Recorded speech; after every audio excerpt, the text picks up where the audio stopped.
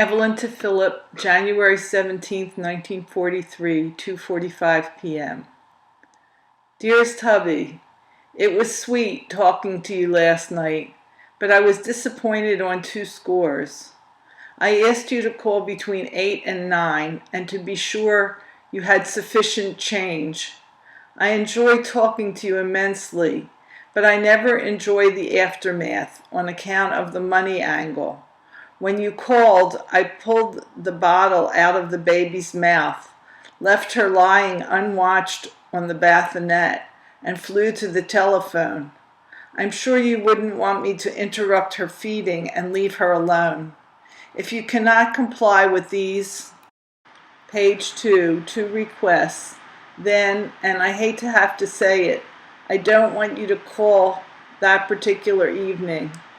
If you could give me a good excuse for failure to do so, then and only then will it be all right. Furthermore, I dislike owing Mom money from month to month. Please, baby, when I ask you to do me 2 such small favors and save me loads of aggravation, will you? If you need money at any time, I'll send it in order that you do as I ask. I was dying to see my sister Eileen, but no one around this house is so generous as to offer to care for the baby so I can get out just once. Can you understand? Page 3, my desire to return home. I had a heated argument with Gloria this morning about regulating the heat, etc., and she gets more annoying day by day. You ought to hear some of the lousy innuendos she passes out, but I gave her some DG replies, which shut her, but only temporarily. It's times like these that I feel a desire to run to you, sweet, put my head on your shoulder and cry my bitterness away. I was disappointed when there was no mail yesterday, but I doubt if there will be mail on Saturdays hereafter. I usually get 2 letters on Monday, so I can't complain. I was so tired yesterday that I felt very, page 4, sick. In fact, I am staying in bed most of today to catch up on my rest. I have a nasty cough, and the only time I have any trouble with it or my throat is at night. I feel okay today, but my body is so darn weary, I doubt if I can even feel. Last night, Jack said something about wanting to take a bath and wanting hot water. Mom put on the heat and made the whole house 80 degrees. Then she went to the movies. Harry went out to Goldie's. Jack lay down to nap and never did get up to bathe. When I looked at the baby, she was sweating so severely, her bed, page 5, was like a swimming pool. I myself was red in the face. I took advantage of the heat and washed my hair and clothes, personal things. I threw all the windows wide open. It was a warm day yesterday, and there was no need for such heat. I was alone from 7 to 10 when Mom came home. I was hoping like anything that you would call me then, but as luck would have it, you didn't. I was terribly lonesome, but so tired I fell asleep. I slept from 9 to 9:50 when I awoke and prepared to feed Adele. I noticed that she had been crying too often the past few days, always awaking, page 6, an hour or so before her feeding. I decided to give her more milk. She took 7 ounces. I went to bed at 10:45. She woke me at 12:30 to change her diaper. I figured I could get up at 2, but didn't. I got up at 4:35 instead. She was starved and nearly swallowed the bottle in one gulp. I was sleepy and could hardly see straight. This morning I called Doc. She is to get 6.5 ounces at each feeding, and he said it was okay to cut out the 2 a.m. feeding. 18 ounces of water, 15 ounces of evaporated milk, and 6 tablespoons of beta-lactose. Adele incidentally weighed 9 pounds, 13 ounces this morning. He said her weight was good, page 7, and that I can come out with her this week if the weather is nice. He hasn't heard anything about the army yet. I'll get my vaccination then, and I think Adele will too.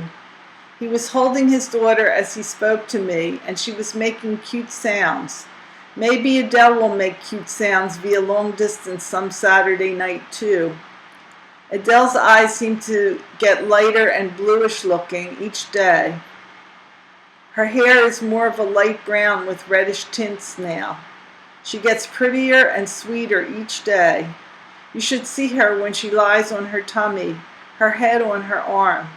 You'd positively chew her up. I'm glad I can start breaking her of the 2 a.m. feeding. She's page 8, 7 weeks today, bless her, and it's about the right time. Dot's sister, her baby is 5 days older than Adele, broke the baby of that feeding 2 weeks ago. I'm writing quickly, as you can see. Incidentally, I told Mom this morning not to raise the heat like that again, which started Gloria off a la royally. I said I thought it advisable to keep the heat going day and night at 68 degrees to keep the house evenly heated. That's more than sufficient for a baby, but not sufficient for Gloria, or for Mom, as she put in. We shall see, says I. Remember, I said something about Yale being transferred? Well, Yale has pneumonia. He passed the crisis. Uncle Sam is in Texas as a result of, page 9, Shirley's many calls from Texas, 360 per 3 minutes, and crying please. Everyone in his group has been transferred, and he was supposed to be too, but since he is in the hospital, nothing can be done. Etta is over the flu and said that she and Nat will marry in about 4 to 6 months. Surprised? Pauline's daughter and that fellow Dottie was so crazy about are becoming engaged January 25th. What excitement. Can you put 34 into 17? You can't? Well, Earl Flynn did. He did it twice. Jack S. brought that one home. Jack N. called last night and is busier than busy. He said it's funny the way he's free when you happen to be, page 10, home. He's working today to catch up. He made pictures of Harry and Goldie, and I'm waiting to see the proofs. Goldie bought herself an ice blue satin quilted robe, same style as mine and same price, but hers is really a more expensive robe. It was reduced. It's gorgeous. Don't forget to send Jack N. a card. I'm not sending any on Wednesday. He'll get it Friday. And the address is 2513 South 8th Street. Do you have any suggestions for a gift? I'd like to get him something he could use if he went into the army. I intend to spend $3. Would you rather buy and send the gift instead?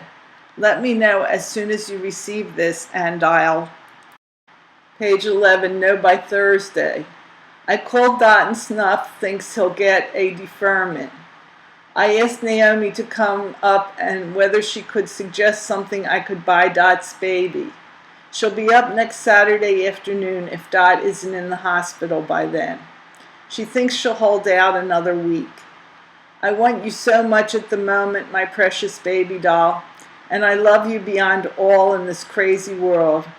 Darling, you can foresee things quite accurately. Can you see us all together again, but soon? I get depressed too easily, and it's very bad.